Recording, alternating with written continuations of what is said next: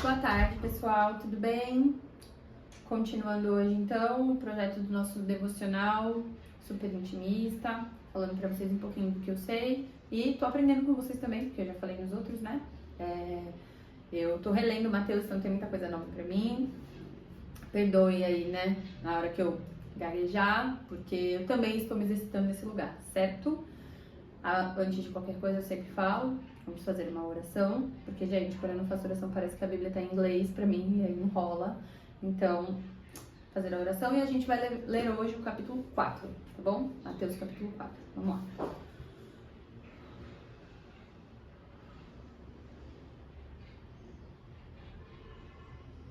Pai querido, Pai amado, te agradeço hoje pela oportunidade de poder aprender mais da tua palavra. Peço para que o Senhor coloque sua palavra dentro do meu coração, como uma sementinha, que assim ela vai frutificar, vai dar frutos, vai germinando todos os dias e que isso possa ser visto através das minhas atitudes, que eu consiga ser uma pessoa melhor, que eu consiga me desenvolver, que eu consiga ter a humanidade que o nosso Senhor Jesus Cristo veio aqui mostrar pra gente. Pai, peço tudo isso não em meu nome, mas sim em nome do nosso Senhor Jesus, seu Filho, nosso Salvador, para a honra e glória do teu nome, tudo para o teu nome. Amém. Gente, o capítulo 4 vai falar da tentação de Jesus. Só que antes do capítulo 4, tem um detalhezinho aqui na Bíblia, na minha Bíblia, né? E eu vou ler ele primeiro pra vocês, tá bom? Que ele fala assim: alma, minha confiança está em Deus. O que a Bíblia diz sobre cada circunstância? Abre aspas. Somente em Deus, ó minha alma, espere silenciosa, porque dele vem a minha esperança. Só ele é a minha rocha, a minha salvação e o meu alto refúgio. Não serei jamais abalado. De Deus dependem a minha salvação e a minha glória. Ele é a minha forte rocha e o meu refúgio. Confie nele em todo o tempo, ó povo. Derrame diante dele o seu coração. Deus é o nosso refúgio. Isso está em Salmo 62, de 5 a 8. E aí tem essa observação aqui pra gente começar, certo? E Mateus 4 vai falar sobre a tentação de Jesus. Versículo 1. A seguir, Jesus foi levado pelo Espírito ao deserto para ser tentado pelo diabo. E, depois de jejuar 40 dias e 40 noites, teve fome. Então o tentador, aproximando-se, disse a Jesus: se você é o Filho de Deus, mande que estas pedras se transformem em pães. E Jesus respondeu: está escrito. Abre aspas. O ser humano não viverá só de pão, mas de toda palavra que procede da boca de Deus. Fecha aspas. Ou seja, gente, eu vou falando e comentando, tá? Jesus teve fome. E ali foi a brecha que o diabo, quando estava ali tentando Jesus no deserto, falou pra ele: tu não é o filho do homem? Tu não é o filho de Deus? Não é ele encarnado aqui? Transforma essas pedras em pães e come, já que tu tem fome. E o que ele disse? Que já estava escrito. O ser humano não viverá só de pão, mas de toda palavra que procede da boca de Deus. Ou seja, não caiu na tentação. Né? Por quê? Porque nem só de pão viverá o homem. Na verdade, não vai. Né? E o que ele está querendo dizer sobre isso, metaforicamente? Que não são essas coisas, essa matéria que nos sustentará para sempre. Tudo isso aqui vai virar pó, assim como nós. Mas a palavra que procede da boca de Deus, não. Essa é uma que entra e não sai nunca. Não sai. Ela frutifica, mas a raiz de dentro de você não se perde. É este contato. É sobre isso que metaforicamente ele está falando, certo? Então, continuando. Versículo 5.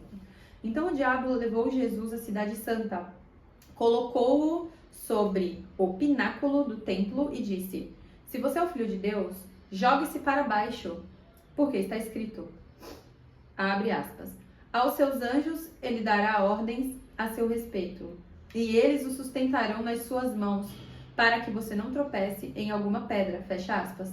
Isso foi o diabo falando para ele. Já que tu é o cara, então se joga, porque está escrito que Deus vai dar ordem aos anjos para te salvar. E aí Jesus respondeu o seguinte: Também está escrito, abre aspas, não ponha à prova o Senhor seu Deus, fecha aspas. Tá entendendo o rolê? O diabo ele estava ali tentando usar a artimanha da própria mensagem divina. E, gente, é isso que acontece.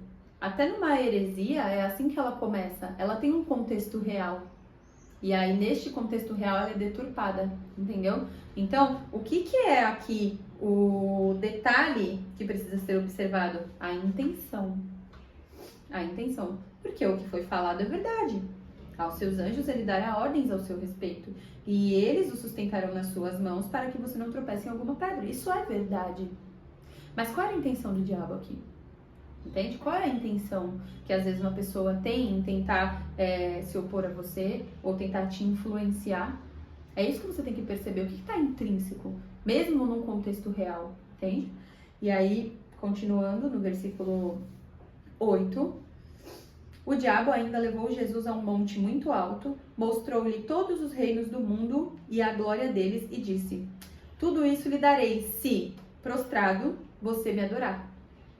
E então Jesus lhe ordenou: vai embora, Satanás, porque está escrito, abre aspas, adore o Senhor seu Deus e preste culto somente a ele, fecha aspas. Ou seja, você entende uma barganha aqui?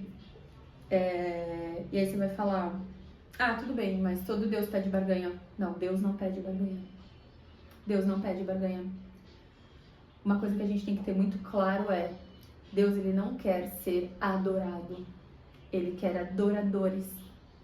Adoradores, eles são o quê? São pessoas, são seres humanos que o adoram independente de qualquer coisa. Porque a gente tem que ter uma noção do seguinte, Deus é Deus. Mesmo que eu o adore, mesmo que eu não o adore. Isso não muda. Ele quer o meu coração. Meu coração. E não a minha adoração. Porque é muito fácil eu virar, ai Deus isso, ai Deus aquilo, eu confio em Deus, eu creio em Deus, tá? O que você tá fazendo? Como que tá teu coração? Porque é isso que ele sonda. Não o que você tá falando. Entende? Este é o contexto do que está escrito aqui. A parte metafórica, né? A parte histórica é muito bacana. Mas o que Jesus trazia através de parábolas? Exatamente isto, o contexto metafórico do ensinamento que até hoje a gente consegue aplicar no nosso dia a dia. Porque viver o Espírito Santo é isso, tá? É você aprender, entender a metáfora e pensar como eu posso aplicar isso na minha vida hoje. Porque eu acabei de falar essa frase que a gente vê o tamanho do gigante, né? Através do tamanho da pegada que ele deixa. Ou seja, isso aqui, ó, mensagem atemporal. Isso aqui se passou há mais de 2.000 anos atrás.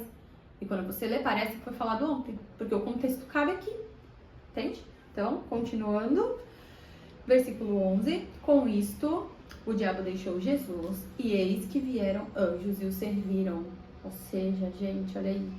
Tá falando aqui. O diabo tentou. E aqui mostra que Jesus venceu o pecado.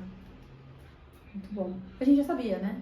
Mas o plano da salvação tem todos esses detalhes para mostrar pra gente que dentro da nossa capacidade a gente também pode vencer as adversidades. A gente também pode vencer alguns pecados. A diferença é que tem muitos que a gente não quer. Alguns a gente não consegue. Mas se a gente entrega para quem pode nos lapidar e nos limpar, a gente consegue. A gente consegue. Basta que a gente tome o quê? Uma decisão, que é o que eu falo muito. Decisão. Certo? Vamos lá.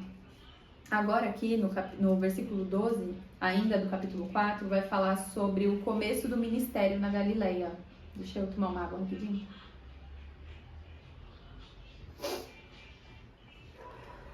O começo do ministério na Galileia. Ao ouvir que João tinha sido preso, Jesus voltou para a Galileia.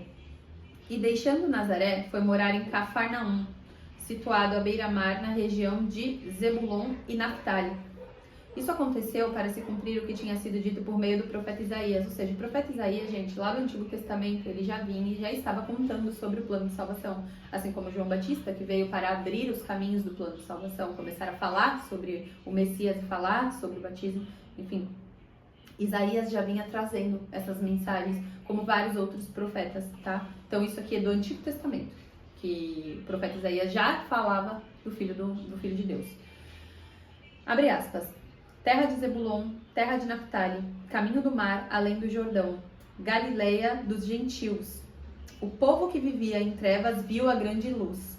E aos que viviam na região e sombra da morte, resplandeceu-lhes a luz. Fecha aspas.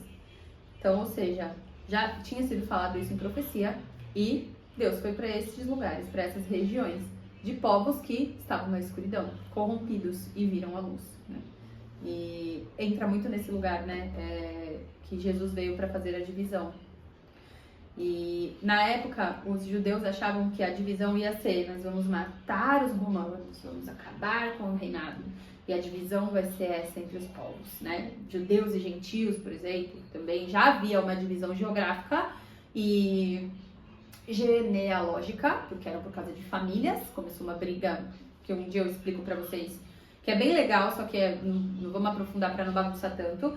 Mas não foi essa a divisão que Jesus veio falar.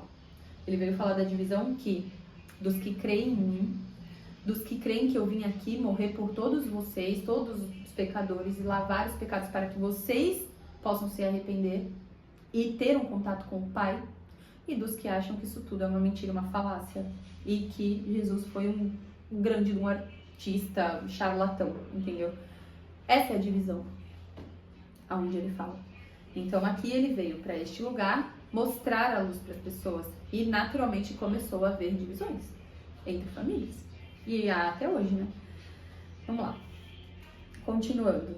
Daí em diante, Jesus começou a pregar e a dizer: arrependam-se, porque está próximo o reino dos céus. Jesus chama 4 pescadores. Caminhando junto ao mar da Galileia, Jesus viu 2 irmãos, Simão, chamado Pedro, eu amo Pedro, e André. Eles lançavam as redes ao mar porque eram pescadores. Jesus lhes disse: venham comigo e eu os farei pescadores de gente. Então eles deixaram imediatamente as redes e o seguiram. Pouco mais adiante, Jesus viu outros 2 irmãos, Tiago, filho de Zebedeu, e João, o irmão dele. Eles estavam no barco em companhia de seu pai, consertando as redes, e Jesus os chamou. Então eles, no mesmo instante, deixaram o barco e seu pai e seguiram Jesus.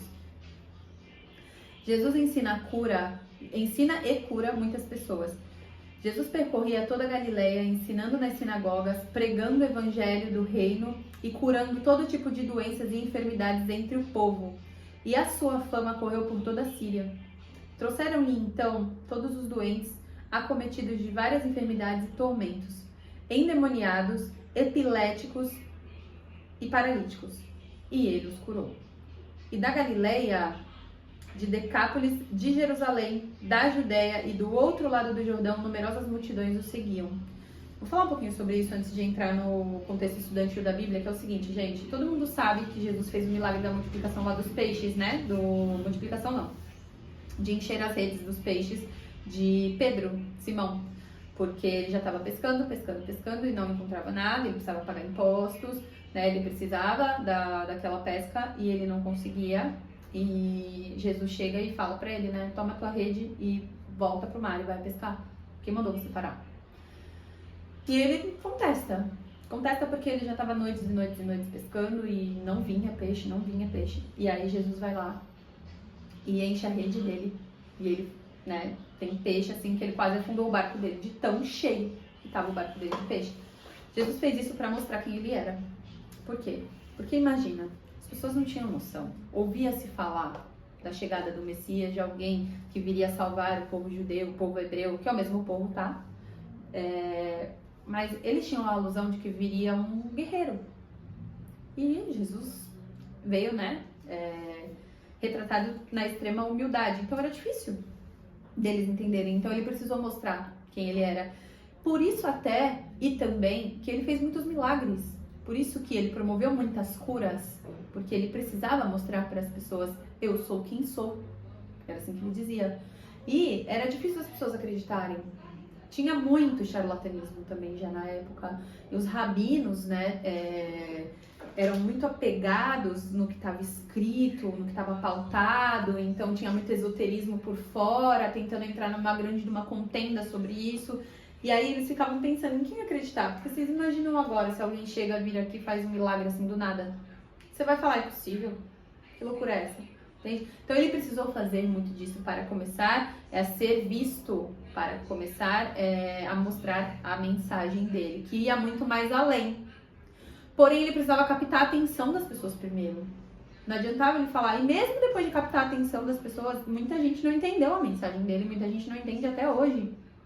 Até hoje não entende. Se ele voltasse hoje, muita gente também não entenderia. E enfim, aí você fala assim, mas naquela época existiam todos esses milagres, ele fez milagres, hoje em dia ele não faz. Tem certeza que hoje em dia ele não faz, gente? Convido você a fazer uma análise na sua vida. Quantos pequenos e grandes milagres já não aconteceram? Que às vezes você nem faz ideia. Mas vai no corredor de hospital pra você ver o quanto de milagre que não acontece, o quanto de oração que não é atendida. E eu vou falar um pouquinho sobre uma questão, a última, que eu vi um milagre acontecer. E nem foi diretamente comigo, porque comigo eu teria horas pra conversar com vocês. Mas, gente, eu atendi uma ocorrência de uma criança de 2 anos que foi espancada e teve morte encefálica, morte cerebral, afundamento de crânio. E o médico falou pra mim assim, não sei se ele sobrevive nem a 2 horas. E eu prendi o agressor, que era o padrasto, e a mãe, que era conivente. E o médico falou, olha, não sei se ele dura 2 horas. E eu lembro que eu falei na delegacia pra avó da criança, eu acredito num Deus, que se for pra essa criança voltar à vida, ele vai voltar sem sequelas. E eu recebi, tem acho que 3 dias, a notícia de que esse menino acordou e recebeu alta. Foi estubado, sem sequelas. Ele recebeu alta. Isso não é milagre? Isso não é milagre? Entende?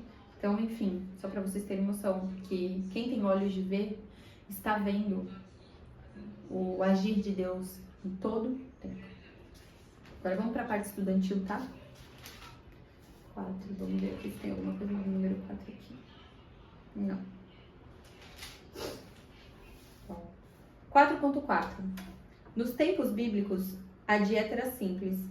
O pão de cada dia era essencial.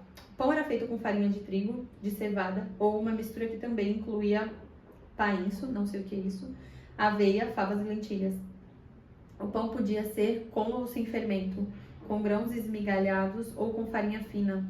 Os grãos eram moídos com pilão ou com mós. Bom, acho que aqui ele tá falando porque 4.4. Tá, o ser humano não viverá só de pão, mas de toda palavra que procede da boca de Deus. E eles quiseram explicar o contexto de como era antigamente, né? O maná, que chama, que é o pão. 4.18 ao 22 vai falar sobre os pescadores. A maioria das pessoas não podia pagar o custo da carne, mas o peixe era um alimento comum e a pesca era uma ocupação comum na área ao redor do Mar da Galileia. Por isso que se fala, né? Jesus foi até lá e 4 pescadores ele chamou para ser pescadores de homens junto com ele. Era comum que fossem pescadores porque eles aproveitavam o mar. Tendo em vista que o gado era caro, porque não era que nem hoje em dia, né? Que a gente vai no mercado e compra já o bifinho lá, a carninha. Você tinha que criar o gado, né? Você tinha que criar, depois tinha que ter todo um aparato para um abatedouro, para você poder se alimentar daquele gado. Então acho que é disso que ele está falando. Em 4:23 e 24 vai falar sobre todo tipo de doenças e enfermidades. Os problemas de saúde eram muito generalizados nessa época. Acredito que sim, porque até hoje existem várias doenças ou transtornos que são generalizados, né? Então, é isso que fala aqui. No final tem uma oração de gratidão. Tem um pouco conteúdo estudantil desse capítulo 4, mas que bom que eu já estava, né, desmiuçando com vocês as coisas que eu senti e percebi que eram interessantes de falar. Vamos ver aqui, orar a Bíblia. Aí fala no final aqui de uma oração de gratidão para encerrar, tá bom? Que diz assim: obrigada, Pai amado, porque Jesus esteve com os seus discípulos e passou a ensiná-los. E hoje essas palavras também ensinam a mim. Que lindo, Mateus 5.2. Tá aqui, ó, de próximo já. A gente vai falar disso amanhã. Então, gente, o que é interessante mostrar aqui, né? Acho que nesse 4, ele tá bem enxuto e ele fala de um acontecimento bem forte, que foram os 40 dias do deserto de Jesus. Vocês já devem ter visto alguma coisa, já devem ter visto um filme que fala, né, sobre a Via Sacra, a crucificação, os 40 dias, né, no deserto.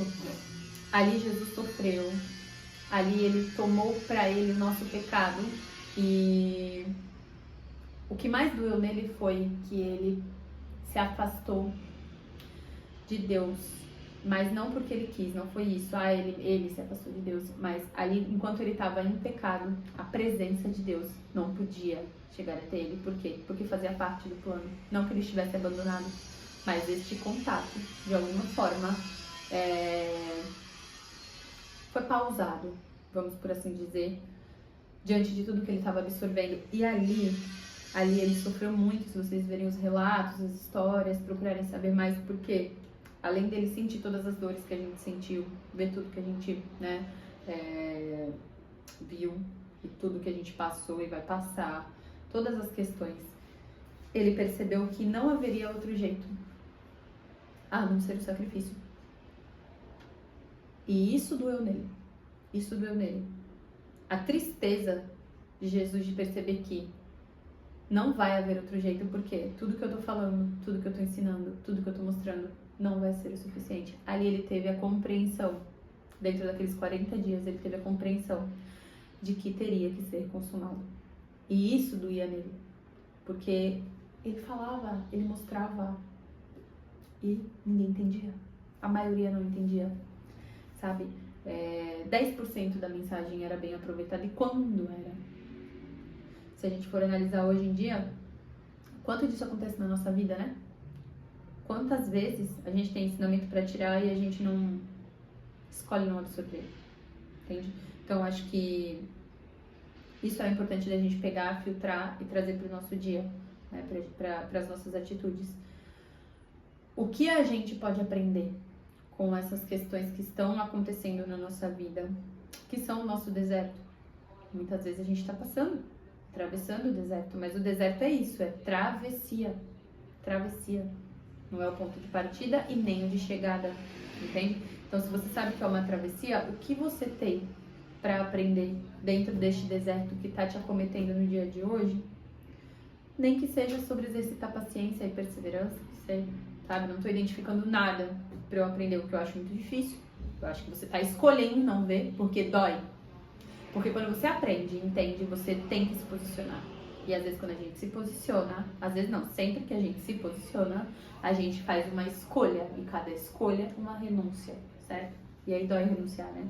Porque, e se eu escolhesse aqui e renunciar aquilo ali, mas não gostar do resultado daquilo que eu escolhi?